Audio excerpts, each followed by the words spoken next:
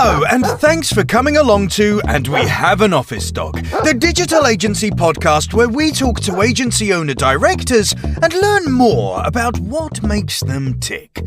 From the things that make them similar to the things they'd rather have known sooner, where they've had success and where they've learned some hard lessons. All will be revealed with your host, Chris Simmons, the agency coach, and he'll be talking to a different awesome agency person in each episode, asking them 4 questions and seeing where the conversation takes us over the next 25 minutes. Okay, so let us begin. Over to you, Chris. Thanks, voiceover guy. And on the podcast today, we've got Claire, the co-founder, of Serotonin. How are you doing, Claire? I'm doing really good, thank you. Thanks for coming along today. Yeah, it's a pleasure. Been looking forward to it. So, first of all, give us a plug. What's Serotonin, apart from the actual thing? What is the agency? What do you do? Apart from the feel-good hormone, is Serotonin is a creative digital marketing agency. We're based in the ever-trendy northern quarter of Manchester. Ooh, yeah. Got a fantastic space overlooking Stevenson Square, and we're a blend of creative strategy and digital media. And how long have you been going for? Only 2.5 years, or just over 2.5 years. Oh, wow. So you chose to start a bit before a world-changing event. Yes, we did. Yeah, it was a decisive move. But actually, we found that the experience of the pandemic for us was one that enabled us to kind of accelerate growth in some respects. I know that the pandemic has thrown up a huge amount of challenges, but actually it also threw some opportunities our way too. So maybe it wasn't such poor timing. That's good. I mean, my timing for starting an international speaking career was very poor. Why do you think I'm sitting in my home office doing a podcast instead? It's all about the pivot. Indeed, isn't it? Exactly. That's what we were all talking about this time 2 years ago, the pivot. Exactly. So as with every podcast, we've got 4 questions and we'll see where the conversation takes us. So first and foremost, I think given the rate of growth and also the pandemic and things, I'm quite excited to hear what do you think your biggest successes have been to date. It's a tricky one because you've used the word biggest, whereas really I tend to think of the smaller successes that are part of the journey. I still feel very much on the journey. We've had quite exceptional growth over the past 2.5 years. We've gone from 2 people to 15 people, and we've got some fantastic kind of global clients and all of these things. But for me, it's still the moments of walking into the office and turning the lights on in the morning, and seeing that as a symbolic small success of where we've managed to get to, and the building of a team alongside that. I think for me, building a team of people who enjoy coming to work, who trust each other, who are engaged and excited by the work that they're doing, often shows itself in smaller successes, but they are very significant to me. They feel significant to me. I do remember that. So I remember feeling it was a good while ago now, but when we got our first sort of proper office, and I remember I always used to want to be the first one in every day, just because I loved that moment in the day when it was dead quiet, but I could just sort of survey the landscape a little bit, and it was a really lovely feeling, isn't it? Yeah, you don't get a lot of chance for reflection within agency life, particularly when you're moving as a kind of fast growth founder. And so I think taking those moments to reflect and have a moment and a deep breath, whether that's just at the beginning of the day to say where we are, recognizing what we're doing, and what am I going to do today to help move us forward. I don't want to over romanticize the whole thing, but that really is just life, isn't it? We have to take these moments and see the significance in them. There have obviously been some big things that are notable in terms of, along the journey. I thought that's a moment where I've really seen things change, and we've moved into a trajectory that's really leveled us up. We've won a really great client, ASOS of Switzerland, who are a global cycling apparel brand.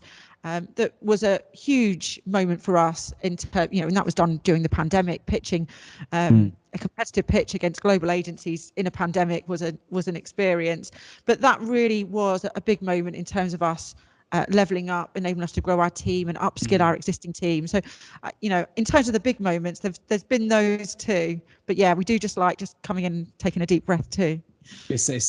You've got to have that kind of retrospect, and you're up for an award already, which is you're gonna have to call that a success, even if you don't win. Yeah, we've had a few awards along the way. So I work with ASOS. We won Best Large Budget Campaign, and then we've won previously for another client, one of our property clients. But tonight we're off to Leeds for the Northern Digital Awards, where we're up for Best Small Agency, which is a great category to be in. So at the point at which someone hears this podcast, you'll have either won it or not. So congratulations / commiserations.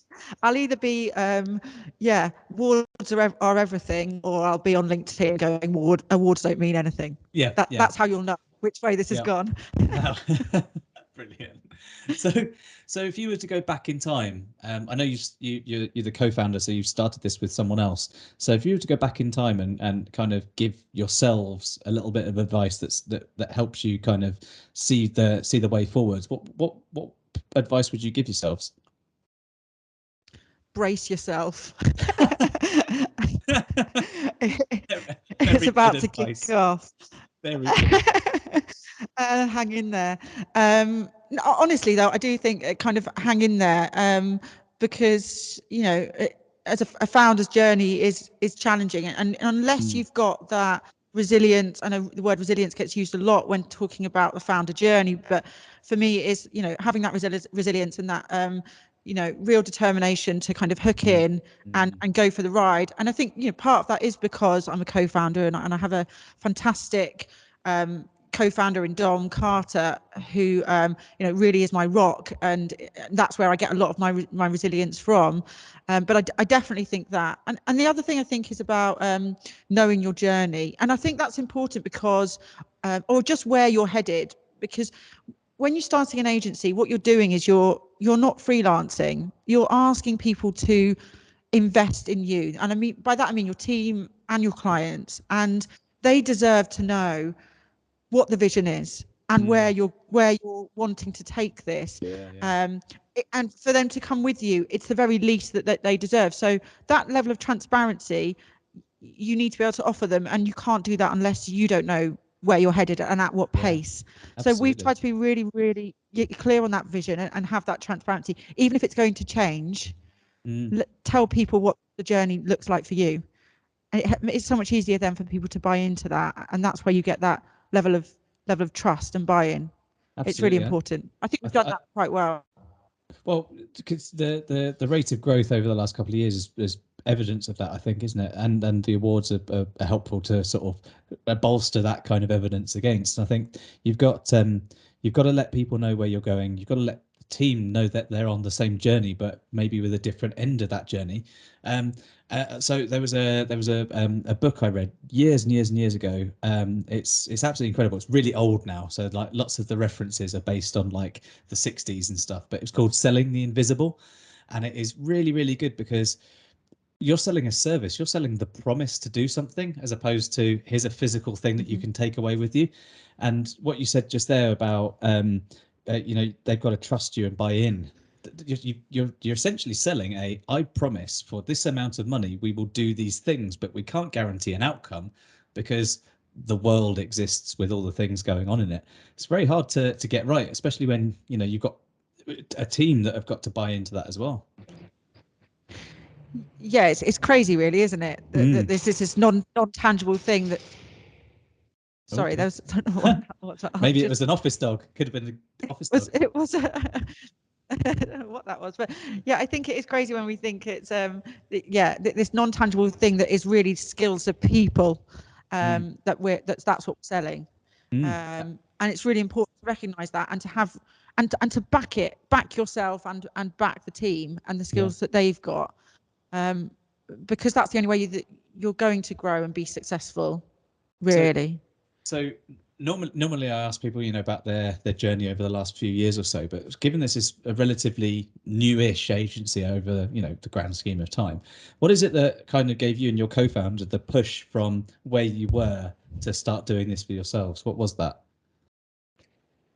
When I look back, I think, gosh, that feels like that was all done very strategically, and very thoughtfully.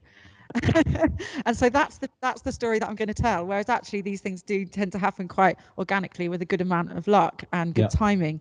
But Dom and I have worked together for a number of years at a previous agency, and I think the foundation of the background I have, which is within creative and content strategy, and Dom being the other side to that coin, which is the digital media, we worked extremely well together as that joined up team that could really deliver across the board for clients, and kind of speak the language of any client with any challenge that was coming in, found themselves aligning with either Dom or I. And because then we had this mutual trust and this really strong foundation for the partnership, we were also then able to kind of optimize everything that we were doing through both creative and media. So I think after kind of having left the previous agency that we worked with, we both went freelance. We didn't start an agency straight away. We almost just went out and tested the concept as a couple of freelancers, working in the areas that we wanted to work in. So I went really straight down into working with some great brands, doing some real brand strategy and creative strategy, which I loved, which kind of reignited the fire for me. And Dom started working, on some great media accounts. And then it was only once we'd kind of really built our confidence up as a pair of freelancers that we joined together as an agency. And we also kind of stayed relatively quiet about that for a year. We hired a few people, but we didn't go out to the world and say, here we are. We allowed our work to do the talking. So by the time we started to really come out into the world as Serotonin and say, this is what we're doing, and we've done all of this and we've worked with these clients and we've got these stories to tell, it was really authentic. It wasn't we've just started an agency and we're going to do these things. It was, we've tested it, we're in it, and this is the journey. We've proved it, and come with us. So looking back, what a clever way of doing things. But actually at the time, it was just we were just doing what felt right. So not to quote another book, because I hate those kinds of agency coaches that just say books, but I've just finished reading the Jimmy Carr semi-biography, autobiography, self-help book type thing, and it's something resonated with me that's just popped into my head when we're talking about, that in hindsight it looks like you've done this all strategically, but you say it was mostly luck. But in the book he says luck is basically talent plus effort and time. So you make your own luck in a sense. So, yes, it was essentially luck in terms of timing and things, but realistically there was a lot more behind it. You had to have talent in order to find clients and do the work. You had to put effort in order to keep that going. You had to be there at the right time to do all of that I mean, do you know what? I'm not going to be humble about the fact that there was talent and focus and a mature approach to establishing and growing the agency. The partnership that we have and the way that both Dom and I work is in a very decisive and pushing forward and I'd say brave way of approaching things. And so that's what kind of propels us forward. So definitely luck, but also I think there's I'll give ourselves a pat on the back for also thinking it through. Quite rightly. And being brave. I think being brave was good. Yeah. So is there something that, let's be honest, it isn't all sunshine, rainbows and unicorns when you're running an agency, whether it's been good so far or not. There's things that you've learned so far that you kind of gone, right, well, we're never going to bloody do that again. Is there something that you've done in the last few years that you've kind of thought, oh yeah, I've learned my lesson here? I mean, definitely. I think that, I'm learning lots of different things every day. I don't think, the thing I look back on that I think, God, that's a significant mistake that really put us off course. And I would never have tried that. And who was I to even make that decision? I think really the thing, if it's terms of regret, for me, it's about a more personal thing. So having more conviction in myself to back myself more. You know, I went into decisions appearing possibly 100% confident about those decisions, but maybe really only have been 50%, questioning whether it was right, and questioning whether that was the right thing that everybody else would be doing too. Yeah. Whereas actually now I look, and I guess all these things are imposter syndrome that, you know, is a common thing that everybody talks about now. But it's because I'd never done any of this before. But now I guess I kind of regret just not thinking that my way was the right way. Yeah. And things did happen at the right time. You know, we have made mistakes. We've hired people that possibly weren't right for the roles that they should have been in, and so therefore had to deal with the fallout of moving people out of the agency and replacing people within the agency, and that causes turbulence and heartache and sleepless nights and all of those things. It's entirely a people business, isn't it? Really, you know, yes, you are doing a deliverable, yes, you are selling a service, and it is kind of an algorithm. You know, get good people in, keep them in, keep them doing a good job, make sure they're happy and compensated well, and you'll get good results and growth out of it. But get one person in that's not quite right, and it can upset that balance. And you've got to act on it as quickly as you can and as fairly as you can, I guess, as well. Yeah, and we have experienced that, and it's always difficult when that happens because there's the knock-on effect and the fear that you have for how that's going to impact the rest of the agency. And I always think, you know, when I look back and think, God, we could have done that sooner, and we should have done that sooner. And those are the things that I feel regretful or upset about. But then also, it happened when it happened. Yeah. You know, maybe it didn't happen sooner because there were other things that I was concerned about, or there are other things that I needed to check or just make sure. I needed to give that person the benefit of the doubt all the way to the end so that I could feel satisfied in the decision. And if I hadn't have felt that way, then I would have done it sooner. So again, it's just that conviction in my own decision making that I think is still part of my learning journey. Yeah. You know, almost not to let the regret of why didn't I or shouldn't I or should I almost kind of weigh me down, and just have that conviction more.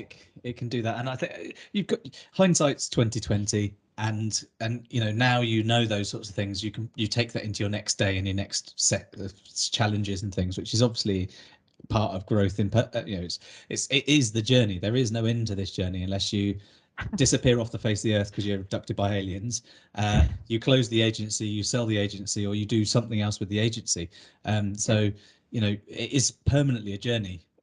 Yeah, I agree. And I think we talked a little bit, haven't we, about being people focused and it being about skills, but it's also so much about personality. So you really have to dig into your own personality and your own values and, you know, your own code of ethics. And you learn so much about yourself when you're on this process, how that then translates it through to the way that you work with people, whether that's your team, your clients, and any other stakeholders, you know, the community groups that you're a part of. So it's an interesting journey. I totally agree. I don't know what it was like for you or what it is like for you learning about yourself as you go, but for me it was really tough because, you know, I had this impression in my head that I was the best at everything, and when I started realizing there's actual evidence that proves the contrary to this, it was quite upsetting. Yeah, I mean, I think that's about balance, isn't it? You've got to have that faith in yourself and confidence to back yourself, whilst also accepting that you're probably not the guru of everything. And I think that's another thing, surrounding yourself with really good people. So one of the things that Dom and I have been really good at, I think, is knowing the things that we're not good at and aligning ourselves with experts and listening to them.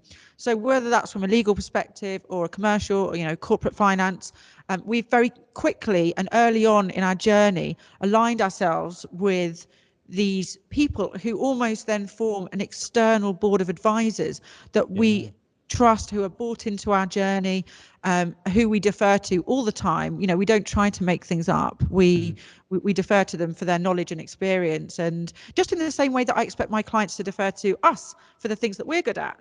You know, and it's about kind of bringing that team around you. So that's been a really important part of the journey for us, knowing what we don't know, and then listening to the people who know that stuff. Yeah, absolutely. Listening is incredibly important. So if there's one person, an agency owner who's just started out for themselves or just about to start out for themselves, and they've waited all 25 minutes of this podcast just for your one piece of advice, Claire, what would that one piece of advice be that you'd give them? So aside from the things I've said about having a plan and leaning into experts, for me, caring about your clients and the people that you work with, building relationships. For me, trust is at the center of everything. The relationship that you have with your team and with your clients, and work on and nurture that. And I think don't just care about the output of the work, but care about the things that your clients care about on a personal level. What gets to them on a day, what you're trying to do is build long-term relationships that are based upon this sharing of knowledge, this trust. They're bringing you into their business, and they want to know that you're going to have a positive impact on that. We really work hard at that at Serotonin, and it's one of the things I'm really, really proud of when I see the response of clients who just want to, who trust all through all the layers of the team, and I think that's where a lot of our success comes from. Absolutely. It's fantastic advice. I remember doing whenever I'd have a call with a new client, from the moment you start that process of sale through to onboarding and then onwards from there, anytime anyone mentioned anything like, oh, it was my daughter's birthday this weekend, and oh yeah, that's great, all that sort of thing, you write down this week of the year was the daughter's birthday. And then coming around to the next year, you say, oh, I hope your daughter had a nice birthday. And those tiny little things mean a lot. But on top of actually doing good work and having good human relationships with people, it really does buy an awful lot of kind of personal equity with people as well. Yeah, I believe so. And I think the pandemic lifted the curtain on our personal lives, our home lives, our shared experiences, the things that we can connect, and the ways in that we can connect with other people. And I'm very determined that that type of magic between agency client relationship that was built throughout the pandemic, when we were all in it together, is going to be carried through in the way that we manage our relationships with our clients going forwards. I certainly hope it does. And that's great advice to end the podcast on. Be human, I guess. Yeah. Be good people, be caring. Be nice. Be nice. All right, guys. Thank you very much for joining me, Claire. It's been wonderful having you on. Thank you so much for having me. I've really enjoyed talking with you. It's brilliant. So in our next podcast, we'll have another agency leader talking about their journey and what they've learned along the way. So thanks very much for listening, and speak to you all soon.